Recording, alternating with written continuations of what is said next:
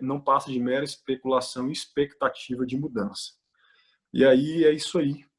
Esse ponto aí, eu acho que, só para contextualizar vocês. Excelente. Rodrigo, agora para a gente passar para o último tópico, o último ponto, as razões da condenação da tributação de dividendos, a teoria do cobertor curto e outros desdobramentos.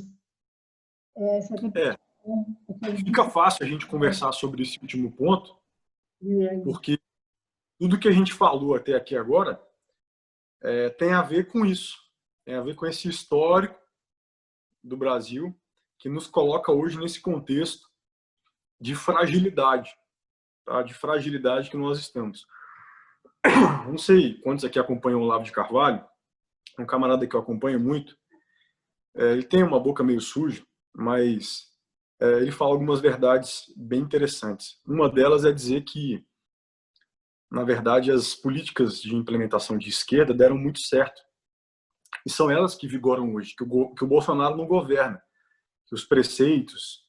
Tá? E aí eu não tenho como não me posicionar diante de um assunto desse, já era visível aqui na live, mas eu não tenho como me posicionar ideologicamente. Fica evidente para todos vocês que eu sou um camarada conservador, de direita, liberal conservador, tá?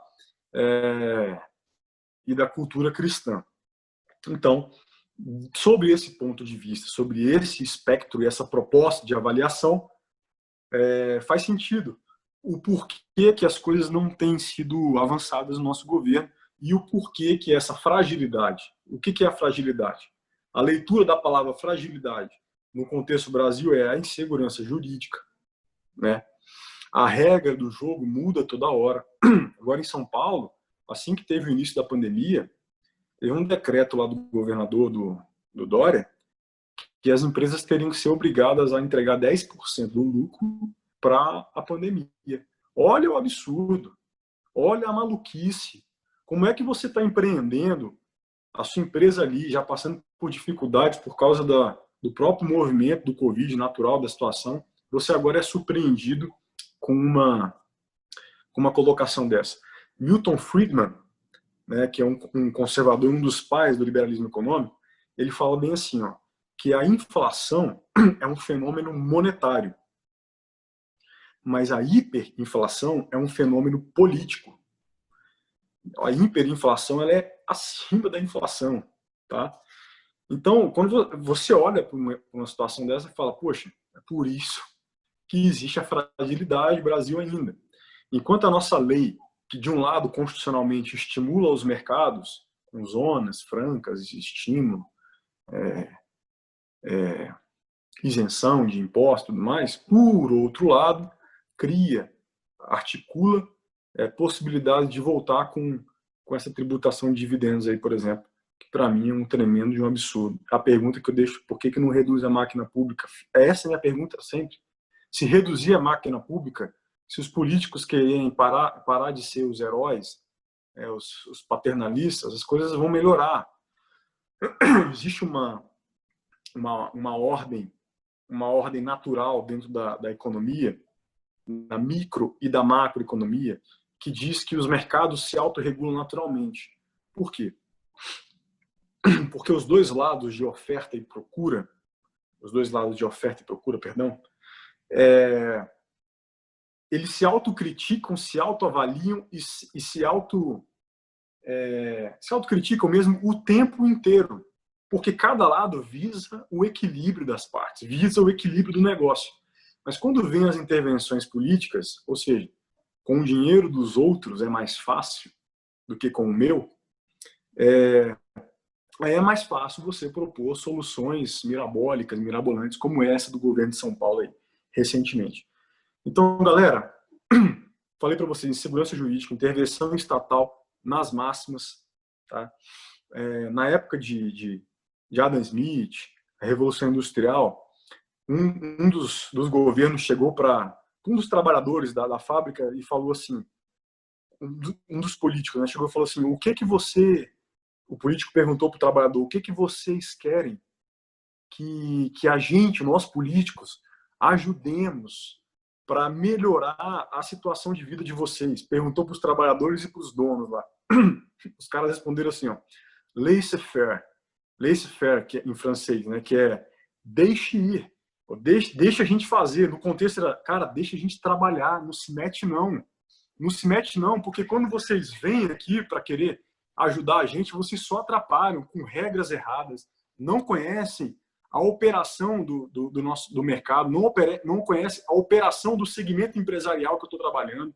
Vocês vêm com ideias que não tem nada a ver com as nossas necessidades de provisionamento. Então os caras falam, cara, a gente não quer nada de vocês não, deixa a gente trabalhar. Tá? Então nós temos isso, nós temos essa intervenção aos máximos estatal. Temos essas reformas legislativas que, para mim, estão sendo ineficientes. Tá? Inclusive, Gabi, engraçado, eu tive uma matéria lá em Portugal, no primeiro ano do mestrado, que era economia política, né? E eu falei exatamente sobre a reforma da Previdência, estava em alta na época, não tinha sido aprovada ainda, e eu peguei a reforma da Previdência e desenvolvi o relatório dessa disciplina, com essa pauta. E eu vi o tanto que essa reforma da Previdência ela foi enxugada, sabe? Desbastada. Esvaziada. Oi? Esvaziada. Esvaziada.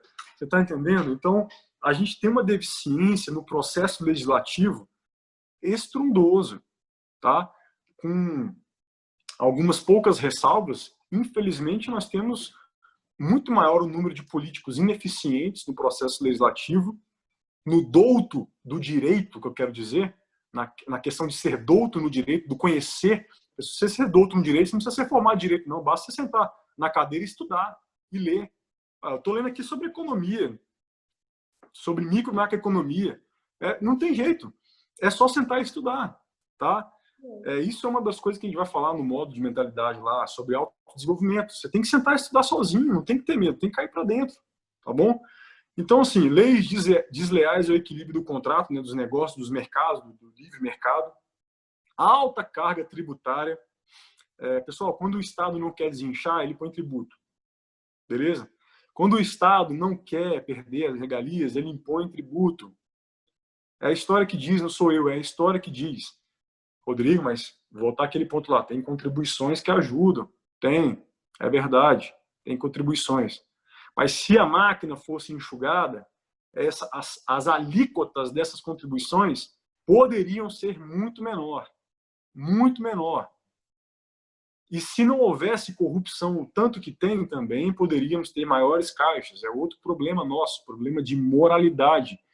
O brasileiro, o ser humano mas o brasileiro passa dos limites na questão de moralidade. Nós somos um povo, infelizmente, com a moralidade que precisa ser desconstruída e reconstruída novamente. Daí a razão de se investir em educação de base. Não é em educação que põe todo mundo de qualquer jeito no ensino superior, como foi alguns estímulos do Pronatec, aí, governo Dilma e Lula. Não é. Se não tiver educação de base, vai chegar na universidade pessoas que não sabem fazer uma triangulação de um parágrafo. Chega na universidade pessoas que não têm proficiência de ler, entender o que leu e saber explicar o que leu, com as suas próprias palavras. Esse é o problema. Então, se diminuir toda essa carga e se realmente se investir nisso, a coisa vai mudar. A coisa vai mudar, beleza? E aí, lógico, o desrespeito à propriedade privada é uma das coisas que deixa inseguro o ambiente do Brasil para investimentos. Então, um investidor não vai entrar aqui com um polo industrial forte, pesado, se não tiver uma segurança à propriedade privada. E quando eu falo de segurança à propriedade privada, nós falamos de conservadorismo, porque o que vem do passado é justamente as famílias, as propriedades, os empreendimentos, as lavouras, tudo isso daí foi onde nasceu a indústria, foi onde nasceu o processo da agricultura para a indústria, o processo de agricultura, indústria, desindustrialização, reindustrialização, e agora sim a gente está vivendo um momento tecnológico. Tá? Então, falta de lastro econômico. O que é a falta de lastro econômico? A moeda brasileira não tem valor nenhum. Eu vou fazer uma pequena explicação para vocês sobre o que significa tesouro direto, que é onde vem os títulos da dívida, com o Banco Central. Entre esses dois personagens, existe uma conta chamada de conta única, onde os dois camaradas fazem ali esses dois camaradas do Tesouro Direto e o Banco Central depositam ali valores para fazer caixa, tá? É onde tem as reservas cambiais de dólar e também é aonde os títulos que não são desovados no mercado vão para lá. A pergunta é, por que os títulos da dívida pública hoje no Brasil não são desovados no mercado? Insegurança. As pessoas não estão comprando os papéis do Brasil. O que são os papéis do Brasil? Olha, compra aqui o meu tesouro, compra aqui o meu tesouro IPCA mais 2032, né, que eu vou te pagar uns juros sobre isso aqui. Quando eu falo que a taxa está descolada, é porque estão pagando muito pouco para quem compra os papéis do governo brasileiro.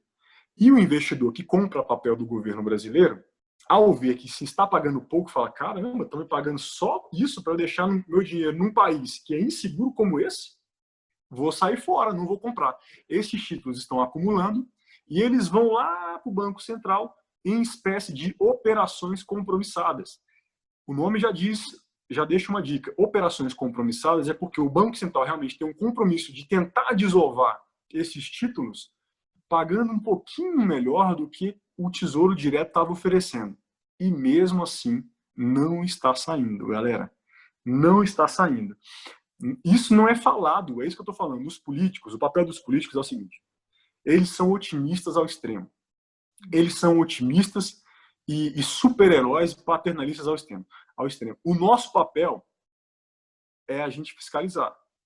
Felizmente, não é o todo da população brasileira. Se fosse o todo, a gente estava já numa revolução aqui, reivindicando várias coisas, lógico, com ordem e decência, a gente estava em outro contexto. Por que eu digo que não é? Saiu um estudo recente agora, se não me engano, de 8 a 10% da população tem a tal da proficiência. O que é a proficiência? O que eu falei agora há pouco. Lê um parágrafo, entende, explica, lê e explica, entende e explica com as próprias palavras. 10% da população só sabe fazer isso.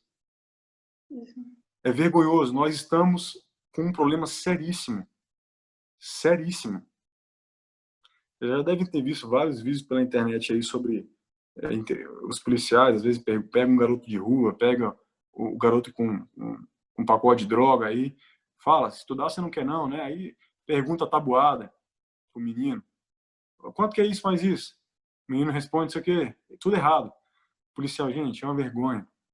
Esse é o nosso país, essa é a insegurança, tá? Às vezes a gente usa nomenclaturas muito pesadas aqui, algumas coisas assim, mas a ideia é essa, é muito simples de se analisar, é muito simples de se analisar, tá? A tributação de dividendos é apenas mais uma onda, tá? De um processo inflacionário. Estão querendo materializar um processo inflacionário de desvalorização da moeda, poder de compra nosso, que está acontecendo no nosso país, junto com redução de Selic e tudo mais, que eu falei para vocês. Acho que a gente tinha que continuar, tá vendo? Eu realmente me esqueci. Eu vou entrando aqui. O que a gente tinha falado, Gabi, que é para fechar aqui essas... Problemas que vão ser desencadeados de tudo isso que você tinha falado, que a gente já falou os 4 pontos. A última então, razões da condenação e quais os outros desdobramentos provocados pelo espectro da tributação do dividendo. É isso, tá? A teoria do cobertor curto é isso. Eles querem tirar de um lado e colocar do outro. Então, na verdade, você vai descobrir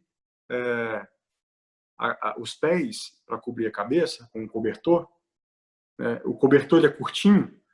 Ou você tem como dormir com os pés cobertos e ficar com o cobertor aqui no ombro, ou você cobre a cabeça e aquela parte que sobra aqui vai descobrir os pés. É o famoso tiro no pé, tá bom? É o famoso tiro no pé. A razão é essa que eu comentei, que está havendo a fuga de capital do Brasil para o estrangeiro. Cerca de 47, 40 e tantos bilhões de reais aí. Pessoal, a situação que a gente está vivendo é tensa, é perigosa. Se eu puder deixar um conselho para vocês, se reinvente, não dependa dos formatos triviais de trabalho, não desmerecendo eles, às vezes a gente sabe que é a única opção que nós temos, mas se você tiver realmente tino para entregar para alguém, para entregar para a sociedade algo de valor, não tenha medo de entrar nesse processo de construir um negócio, de construir um valor. Não tenha medo, é claro, tudo com sobriedade, com responsabilidade, porque ninguém sai de um emprego, larga e vai do nada, não. Vai testando, vai começando. Mas essa é a realidade que nós estamos vivendo hoje no Brasil, essa instabilidade toda aí. Bacana. Quero agradecer